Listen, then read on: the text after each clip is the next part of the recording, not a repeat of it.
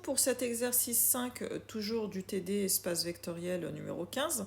On va ici appliquer la même méthode vue dans l'exercice précédent, l'exercice 4. C'est-à-dire que on veut à la fois prouver que f est un sous-espace vectoriel de R3 et en même temps fournir une famille génératrice. On va donc écrire f sous la forme de vect.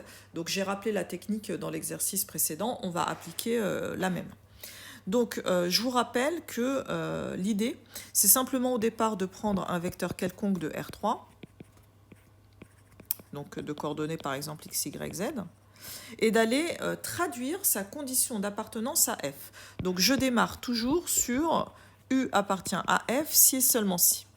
Donc, si et seulement si, tout simplement, ces coordonnées vérifient le système que vous voyez devant vous. Alors, peut-être que pour gagner une étape, je vais directement tout rassembler dans le membre de gauche, systématiquement à chaque ligne. Donc là, je vais avoir du 2x moins x, il me reste x, 3y moins y, donc 2y, et 2z moins 3z, donc moins z est égal à 0. Ici, je fais pareil, donc ça me fait moins x, moins 2y, plus z est égal à 0. Ici, pareil, je vais avoir du x plus 2y moins z est égal à 0. Et là, je me rends compte qu'en ayant tout basculé du même côté, finalement, je n'ai plus qu'une seule équation qui reste, puisque les deux autres sont soit les mêmes à un coefficient près. Donc, je vais conserver, admettons, la première, x plus 2y moins z est égal à 0.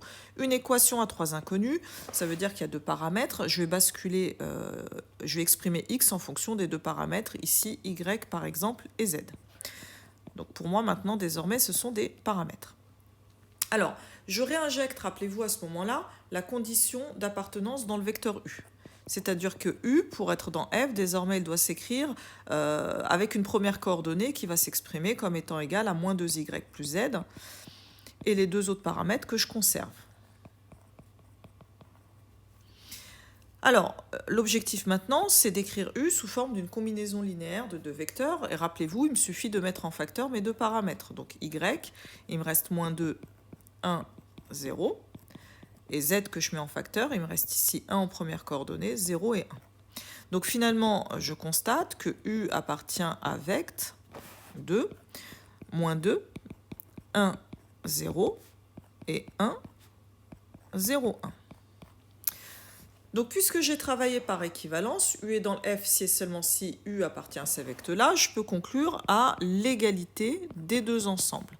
Car nous avons travaillé par équivalence, donc ça prouve finalement la double inclusion.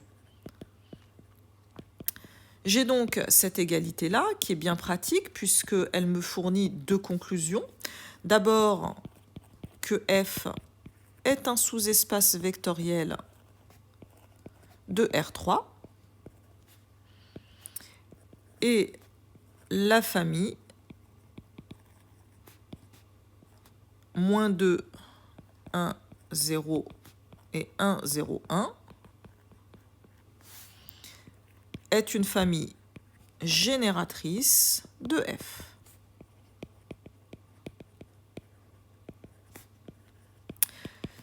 Et voilà qui conclut la correction de cet exercice-là.